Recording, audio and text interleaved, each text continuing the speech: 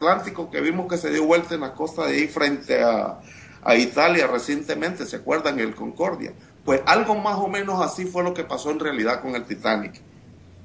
Lo que pasa es que hubo una historia de un libro que se editó y se escribió tal vez unos 60 o 70 años antes del hundimiento del Titanic, que dicho sea de paso, ese barco se llamó Titán. Y la descripción del novelista con esa tragedia de su barco Titán, ese libro, Gonzalo, tiene tremenda semejanza a lo que le pasó con el Titanic. En la mente del escritor de esa novela, narró como un barco transatlántico muy lujoso, con personajes famosos. La cosa es que la narración viene y lo que pasó con el Titanic como que, oye, como que lo copiaron para hacerlo en la vida real. Los lectores de la novela de aquel tiempo entendieron por medio de la novela que un barco así de esas dimensiones era capaz de chocar con un iceberg y hundirse y una gran tragedia. Pues, como sabemos nosotros que la Gran Ramera es en sí una gran maquinadora, como nos ha enseñado Jesucristo hombre, pues ellos maquinaron llevar a cabo lo que se vio en esa novela, les sirvió como libreto para llevar a cabo la ejecución de John Jacob Astor. Así es que por medio de los medios de comunicación de aquel tiempo difundieron e hicieron creer a la humanidad hasta ahora que el Titanic se hundió porque chocó con un iceberg, tremendo accidente, pero no, fue algo premeditado porque ahí estaba la persona que los jesuitas querían deshacerse en aquel tiempo para llevar a cabo su empresa. Hundido el Titanic en el 1912, pues en el 1913, Gonzalito, se fundó el Banco de Reserva de los Estados Unidos. O sea, un año después que se deshicieron de la persona que se oponía, llevaron a cabo su plan. Oye, no es coincidencia que esto haya pasado así. Qué tremendo está eso, qué dato interesante eso. 1912 lo hunden, 1913 organizan ya y se funda el Banco de Reserva. ¿Axel? Sí, pues fíjese, Gonzalo, que a través de esa historia, que de pronto es la primera vez que lo escuchan los bendecidos a nivel mundial, hacemos resaltar los nombres de estos lobos. Hablamos del capitán Edward Smith, que en sí era un jesuita. Incluso resaltamos a él porque es que la orden de que él recibió fue directo del padre Francis Brown. El padre Francis Brown, fíjese, Gonzalo, que era el jesuita más poderoso de toda Irlanda. Y él respondía directamente a la general de la orden de los jesuitas ahí mismito en Roma. Entonces, este padre Francis Brown abordó al Titanic,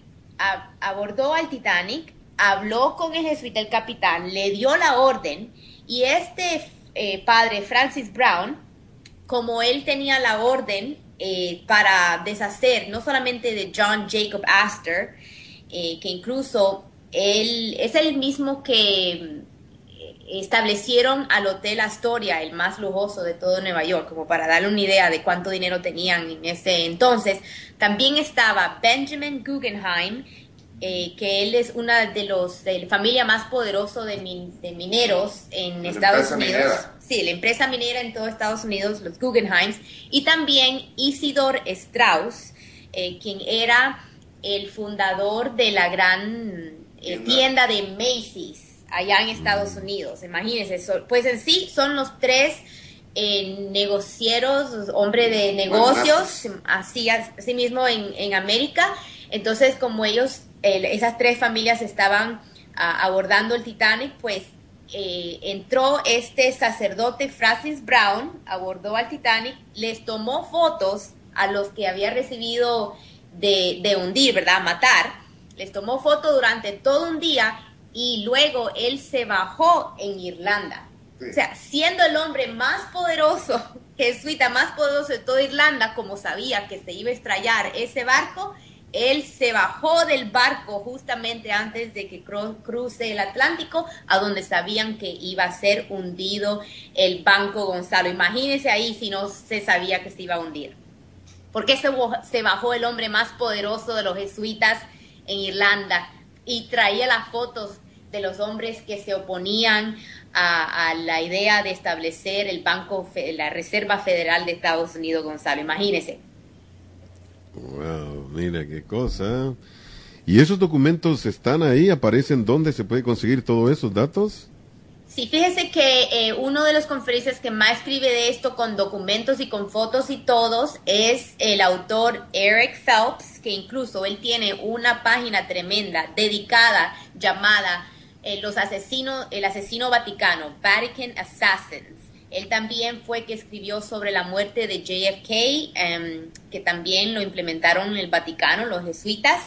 Entonces, a través de Eric Phelps se puede encontrar mucha información ya recopilada, pero simplemente entre a Google también, escriba ahí, jesuitas hunden Vaticano, el encuentre, pero a partir de hoy tenemos a Sonia Fox, que nos puede dar una idea de los diferentes artículos que se están publicando y también de diferentes datos muy curiosos para que la gente piense en este detalle. Sonia.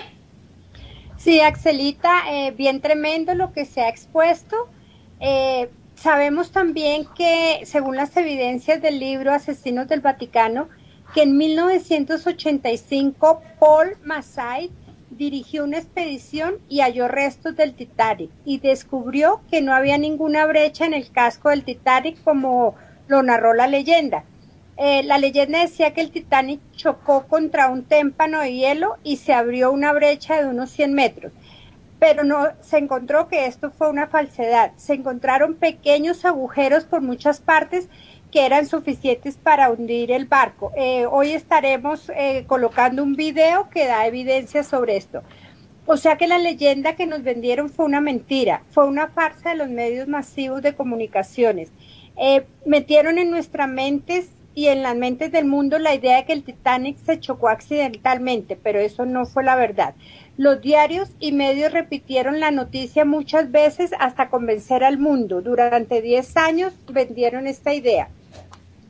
También, referente a lo que Axelita mencionaba sobre el jesuita Francis Brown, que tomó todas las fotos en el Titanic, él se subió en Inglaterra y luego abandonó el barco en Irlanda.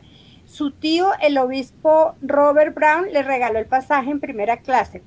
Estas fotos tomadas por este jesuita son las únicas que se usaron ampliamente en los medios masivos, tanto con las diapositivas como las fotos fueron las únicas para mostrarle al mundo que fue un accidente. Estas fotos contribuyeron para difundir las ideas erróneas. Hay varias preguntas. Por ejemplo, ¿por qué el capitán Edward Smith desvió la ruta original y dirigió el barco hacia el lugar que se hundió?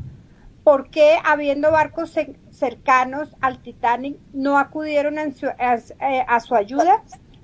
¿Por qué el vigilante no tenía binóculos para ver a la distancia? ¿Por qué los botes salvavidas eran insuficientes? Se habían podido subir 1.170 botes y tan solo se subieron 700. ¿Por qué nadie usó cámaras fotográficas ni filmaciones sobre el hundimiento?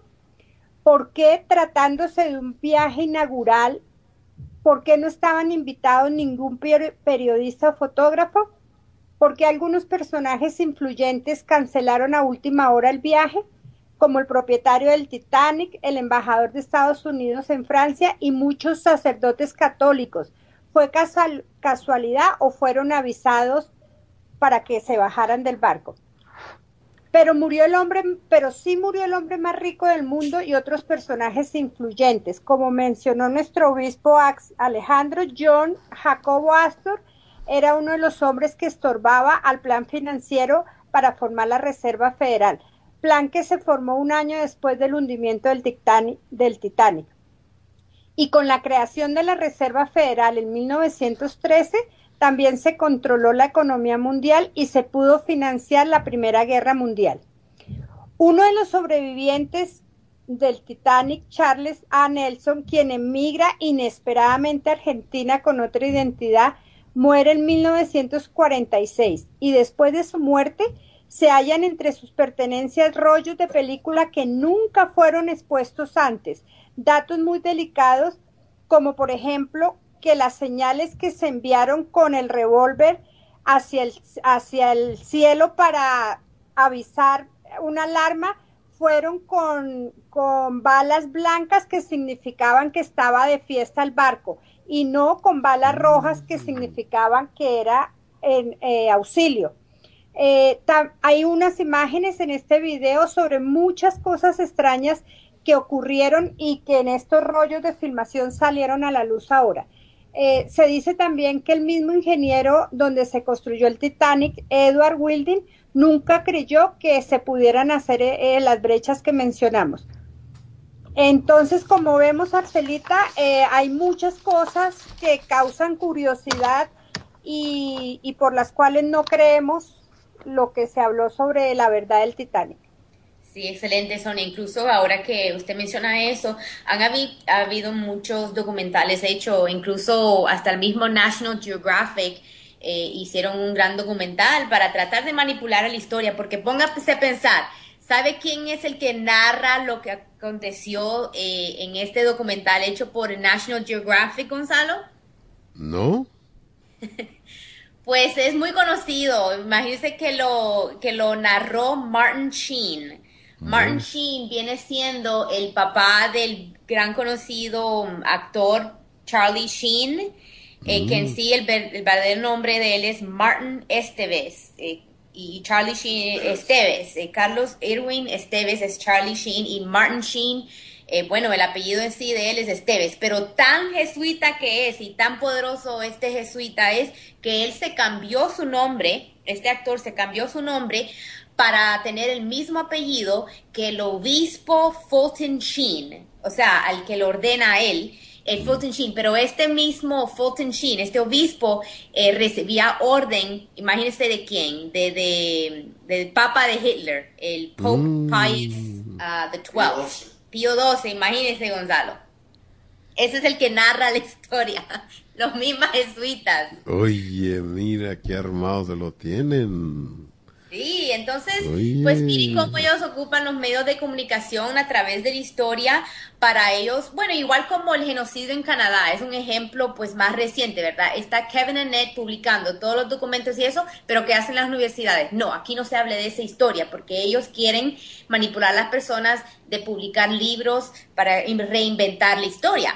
Pero ahora como conocemos, pues ya que Jesucristo hombre está en la tierra destapando todo eso, veremos conociendo la verdadera cara de los jesuitas y por eso tenemos al bendecido Hugo Guevara en este día para que nos explique un poco más de cómo es que esta orden jesuita se conduce a nivel mundial porque ellos hacen este oath, un juramento. Entonces nos puede explicar de cómo eso hasta están dispuestos hasta pues morir como lo hizo el capitán Edward Smith. Y más que mucha gente ni sabía que los jesuitas es el mismo Vaticano. Entonces tenemos a Hugo Guevara con nosotros. Pues sí, Axel, la verdad que primeramente pues ver que este tipo de comentarios que se están haciendo con estas evidencias y toda esta serie de preguntas que salen, pues realmente nos llevan a pensar y sobre todo entendiendo de cómo de verdad durante la historia hemos visto la manipulación de la información a favor de aquellos que quieren ocultar verdades. Y esta es una muy clara evidencia de eso.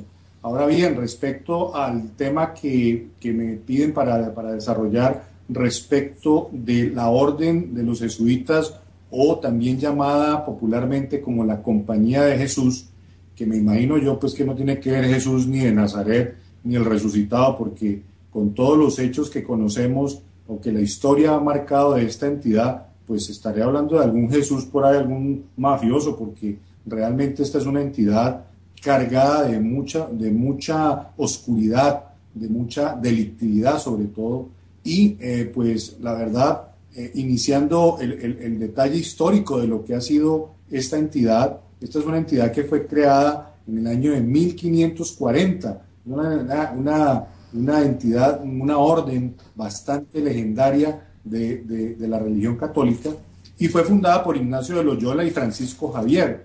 Entonces estos dos personajes fundan esta orden, pero básicamente el objetivo de esta orden es ser una especie de mano derecha vaticana, mano derecha del Papa. ¿En qué sentido?